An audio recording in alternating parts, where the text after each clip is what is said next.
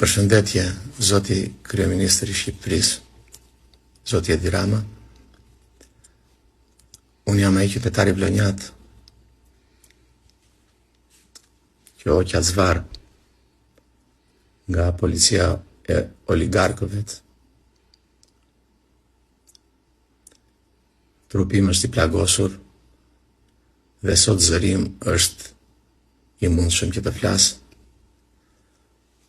se deri dje kam përshtyr gjak. Dua të falenderoj Zotin që jam mirë, se qëllimi i atij kriminalit të policisë private ishte të më vriste. Goditja e tij në Gurmac kishte atë piksynim. Mbasi më tërhoqën zvar dhe më çuan në makinë, duke u larguar rreth 200-300 metra, nuk mbaj mend se nuk mund të merrja dot frym. Plotësisht më vun pistoletat në kokë, diçka që s'kam parë ndonjëherë në jetën time as nga afër. Pastaj policia e shtetit ndërhyri që unë të kthehesha mbrapa. Duke ardhur e duke më marrë nga duart e tyre dhe më nxorën jashtë ku ishin mbledhur të gjithë njerëzit. Çudia ime më e madhe është si ka mundësi në një qeveri, në një shtet, policia private të hedhë gaz lotësjellës policisë e shtetit, të dhunoj policinë e shtetit. Kush janë ata? Mendimi juaj kush është, çfarë po kërkojmë ne? Sa të padrejt jemi ne që mund të ikemi zvar e të qëllohemi. Kërkojmë pronën tonë, një pronë që kemi me dokumenta, një pronë që nga pasur gjyshrit dhe stërgjyshrit tanë. Den baba den, si që thatë dhe juve. Po ndoshta juve figuronit dikë tjetër. Si do të vazhdoj me dhunë?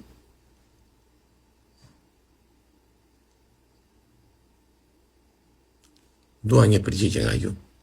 Jo vetëm unë. E duan të gjithë njerëzit, dhe në Zvërnec, dhe në Rjoll, dhe kudo në gjithë Shqipërinë. Ku shkelni të drejtat e njerëzve. Për çfarë arsye? Ne nuk kemi shtet, nuk kemi të fortë, po të drejtat tona nuk mund të na i marrë askush.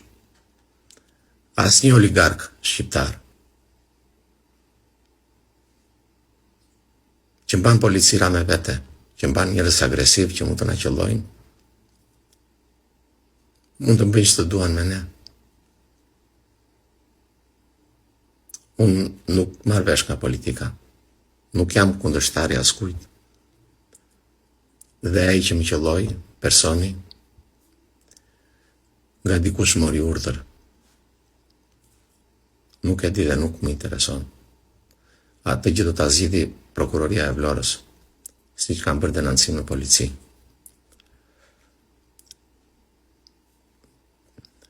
Policia e Vlorës,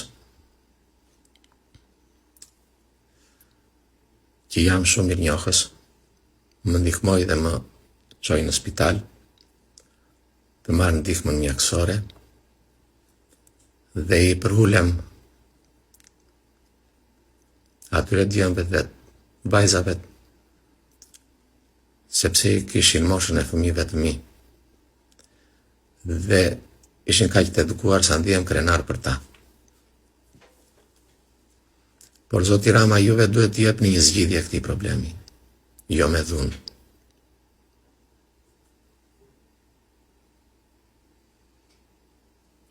Nuk duhet të vriten qytetarët, t'i qenë zvar, osht,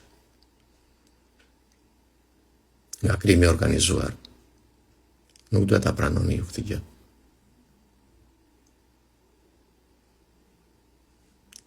Duhet të ndodhen gjëra të tilla që të hiqen kryetar nga komisariatet, të i qenë kapele nga policat. Nuk bëhet ashtu, për mendimin tim. Dua të falenderoj të gjithë vlonjatët që ishin aty krah për krah me ne. Prezenca e tyre shumë e fortë. Sepse Zoti Rama, ju historinë e dini, po si mua, ndoshta edhe më mirë, mund të ketë një mundësi të vogël. Qeveritë e Shqipërisë janë ngritur gjithmonë nga Vlora dhe janë ulur nga Vlora. Pash me vëmendje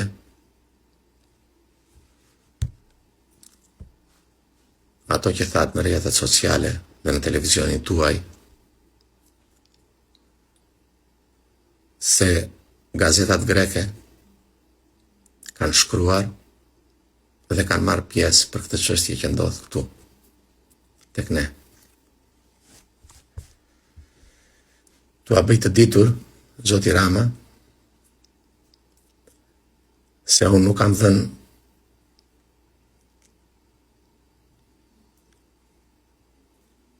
asnjë intervistë diku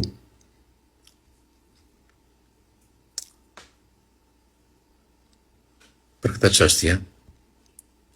E kërkoni dhe shikoni. U shqetësuat, sepse siç e di gjithë Shqipëria dhe gjithë Vlora, që ne aty banorët aty flasim dy gjuhë. Gjuhën tonë shqipe dhe gjuhën tonë greqishte. Ajo nuk na bën më pak shqiptarë se ju, por na bën më të fortë.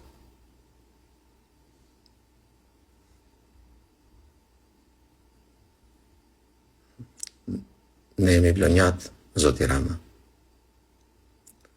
dhe jemi njerëzit më me patë në Shqipëri. Kugjiri vogël i Vlorës, kur fryn era në darkë,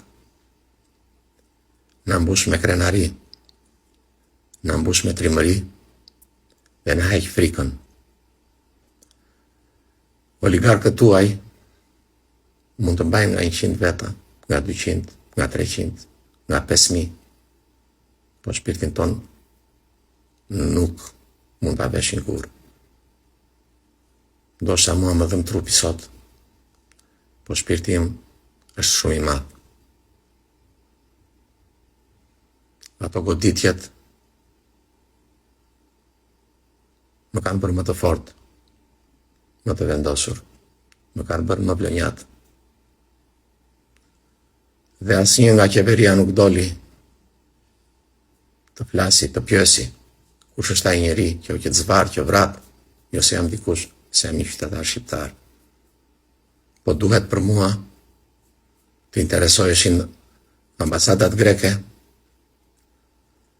të më merrin të më çonin në spitalin e Janinës, sepse Gurmazi më është i thyer, Zoti Rama, nga një kriminal që vesh rrobat e policisë private dhe ka fituar të drejta mbi policinë e shtetit. Nuk kam gjë me asnjë. Por ta dini se jemi të gjithë këtu. Me mishe me shpirt. Nuk do të lejojmë askënd të preki as 1 milimetër të tokave tona, të pronave tona. Ato pronat për neve kanë një vlerë gjigande. Na lidhin me traditat tona, na lidhin me gjyshrit, e stërgjyshrit tanë. Në qoftë se doni të bëni hotele, bëjni në tokat tuaja, jo në tokat e qytetarëve shqiptar, italian apo grek. Ju faleminderit shumë, Zoti Kryeministër.